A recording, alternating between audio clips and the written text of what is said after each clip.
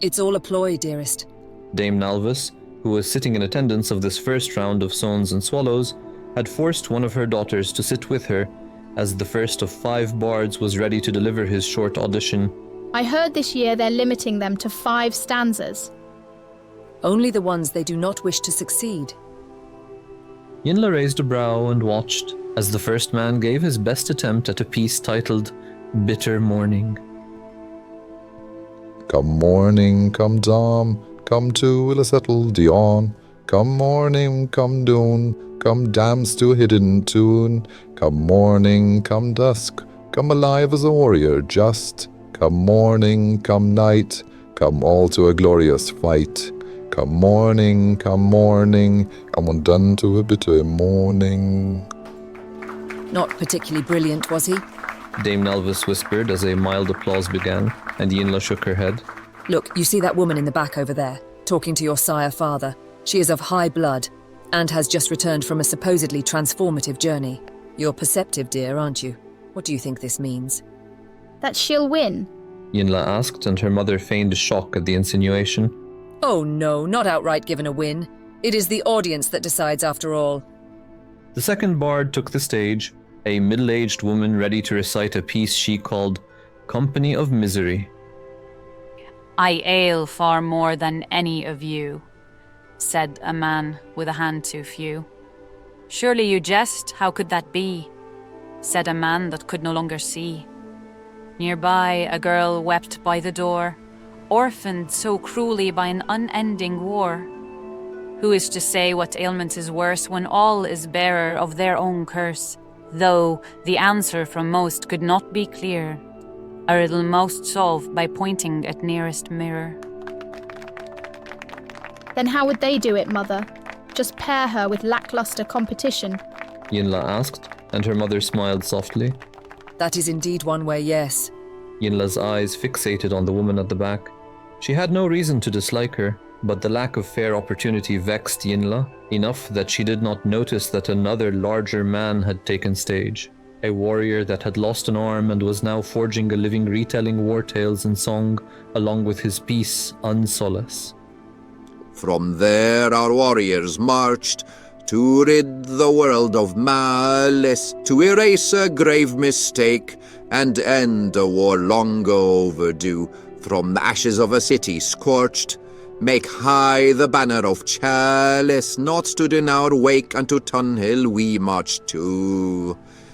Upon our fort our men encroached, helmed by a widow careless. A siege we laid, nary would break, that night would be our coup.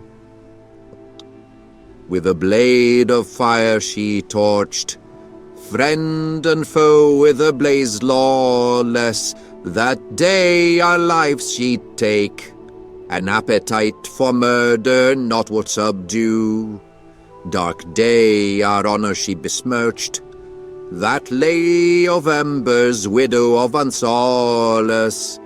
A heartless foe she'd make, and fuel for wars that would ensue. Oh? Perhaps she has some competition after all. These next 2 can either be extremely entertaining or dreadfully dull. They look like a couple. They are. You should pay more attention to bards that come to play here, Yinla. It makes for easy conversation with your patrons. Yes, Mother. A man and a woman both approached and received some more mild applause as they took center stage and began a piece called Emperor's Grace. Sweet bird, I heard that the Emperor comes to grace our town. Oh dear, I hear. By law we're to erase all trace of frown. This mess, your dress, at once we depart to fetch new gown. Well, well, do tell. Your sense of taste and rounded drown. Must we? Absolutely. And yet together we'll race for to glimpse his crown. My dove, my love, today he comes to chase all lown. Can't wait, can't sate, a curious heart with joy unbound. Why this? Remiss? Of he does not know where to be found. Let's ask, unmask, because for the Emperor's silent sound. That day, they say, His Majesty's mood was ill and downed. She's dead, They said that the Emperor's fish had sadly drowned. That will certainly not get anyone in trouble. Dame Nalvis chuckled beneath her breath as a general air of light-hearted joy took hold of the Scarlet Stone. She looks petrified. Yinla noticed, and her mother agreed. This was not her idea, after all. The heads of her noble lineage wished to make it seem as though her journey bore fruit, that it was not an idle waste of time afforded to her by her noble status. Surely she must have known the complications such a journey would bring, granted her status. So why embark upon it? A desire to escape her noble obligations. Then what brought her back? An inability for foreigners to accept her. Is she insufferable in some way? Sweet child, you ought to know by now. Hydarians are not welcome anywhere in the world outside of the Empire. We may be suffered in Regatta, and to a lesser extent Motra, but we can certainly expect to be ostracized in either place. Yinla fell silent as the unsure noblewoman took center stage now and cleared her throat. Greetings one and all. I sincerely hope that you have enjoyed tonight's preliminary round. She began hesitantly. We end with myself, as some of you may know me, but not as a bard. Tonight I offer you the fruits of my endeavours to faraway lands, and a song I have been writing on my long journey. This is my first song, and my first performance I hope you enjoy. With that caveat out of the way, the sound of music playing in the background began to set the mood for the final performance of the night. I miss the air of your green glades, Aria. I miss the sound of waves that washed upon your lake. Oh, of the scent of dew, the smiles of faces old and new. I want to come back home, to leave this road behind.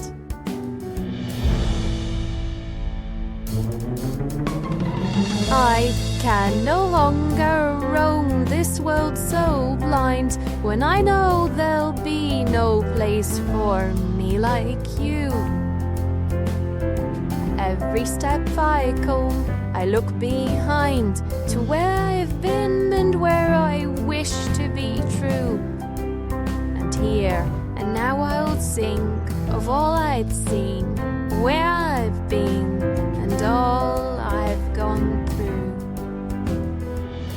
And though I have travelled to wondrous places, accompanied by naught but these broken laces, to valleys of greener grass I've been, at mountain peaks of wind-swept snow by any unseen. From lakes in mountains did I descend, to follow the river round every bend, and there I stood, where sea and sun would blend, upon that sapphire shore at world's end. And there I wept at end of day, for there my home was far away, and there I cried for what I had, and wandered back with worry mad.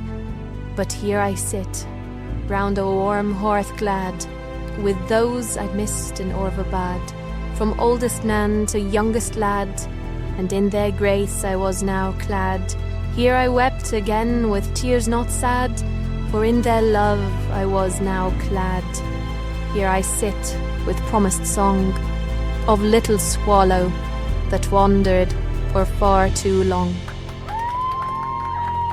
It was not for her singing that the audience cheered, but for the heartfelt conclusion to her song, and in spite of everything surrounding this woman that told Yinla to dislike her, she could not help but cheer as well. The Scarlet Stone was abuzz with emotion that night, as the first of the preliminaries had exhibited a clear winner, be it by design or merit.